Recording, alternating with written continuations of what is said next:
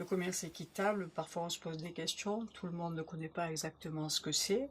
Ce sont bien sûr des échanges commerciaux, mais l'essentiel est de mettre au centre de ces échanges-là l'humain et la biodiversité, ce qui n'est bien sûr pas le cas dans le cadre du commerce international actuellement, où l'essentiel de la démarche est centré sur le profit. Cette association a été créée en 2009. Nous allons donc fêter nos 10 ans l'année prochaine, si tout va bien. Elle a été créée, disons, beaucoup par la volonté de l'agglomération du Pays d'Aubagne et de l'Étoile, qui avait constaté que sur le secteur géographique, il n'y avait absolument rien au niveau du commerce équitable. Donc, à la suite d'un salon du commerce équitable qui s'est tenu sur Aubagne, cette décision a été prise entre les membres du MNLE, donc Christian Pellicani, et des représentants d'Artisans du Monde de Marseille. Artisans du Monde étant le premier distributeur de produits de commerce équitable en France. Disons que la tâche de l'association est triple. Bon, bien sûr, nous avons le local qui est une boutique qui s'appelle d'ailleurs Monde Équitable, où nous vendons bien sûr des produits d'artisanat et d'alimentaire des quatre coins du monde, ça tout le monde le sait, mais aussi fabriqués par des producteurs locaux. Du vin, le safran, le miel, miel des garrigues, les confitures.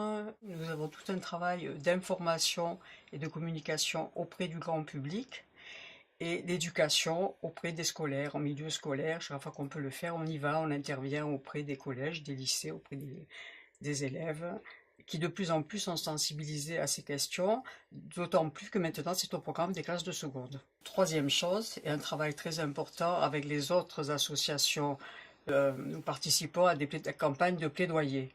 Campagne de plaidoyer, c'est l'intervention auprès des politiques, des décideurs et au-delà, même parfois au niveau de l'Europe. Ce qu'il en est sorti n'est pas vraiment réjouissant, puisque contrairement aux promesses faites par le Premier ministre, qui avait assuré qu'il allait prendre en compte le commerce équitable et essayer d'inciter au développement, rien n'est ressorti au niveau de la loi qui a été présentée à l'Assemblée le 30 mai. C'est tout récent.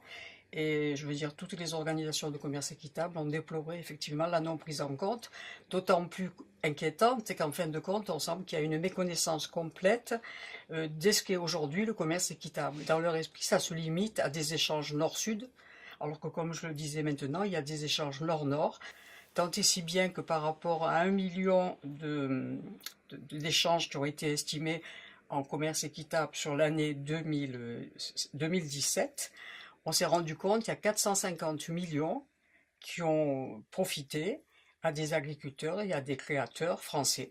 Voilà. Et ça, ils l'ont complètement sous-estimé. Ils ne parlent que d'échanges avec l'étranger, en disant que si effectivement on incitait aujourd'hui à développer le commerce équitable et à le faire intervenir au niveau des collectivités, notamment par rapport aux produits dans les cantines, ça léserait un peu les producteurs français, alors que ce n'est pas le cas, puisque de plus en plus, les producteurs français s'inscrivent aussi dans cette démarche-là. Alors nous avons eu l'occasion à plusieurs reprises de recevoir des producteurs, les derniers étant des producteurs de Burkina Faso qui font les mangues séchées.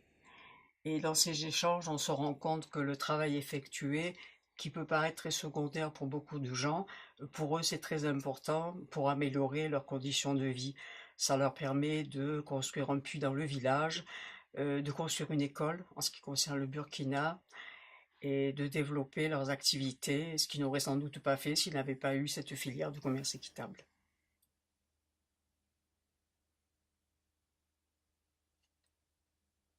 Alors, on parle souvent de juste prix en ce qui concerne le commerce équitable. Qu'est-ce que ça veut dire exactement? Ça veut dire que le producteur reçoit un prix par rapport à son travail qui lui permet de vivre décemment. C'est pas dans le luxe, mais qui lui permet d'être se loger, que les enfants aient une éducation correcte, de se soigner. Et ça permet beaucoup aussi aux femmes de, de se libérer et d'avoir un rôle reconnu dans la société et même parfois un rôle reconnu politiquement. euh, dans les pays où actuellement elles sont très souvent marginalisées, sous-estimées, et elles ont beaucoup de peine à s'imposer, et elles travaillent gratuitement la plupart du temps. Donc c'est un outil de libération de la femme, quelque part aussi.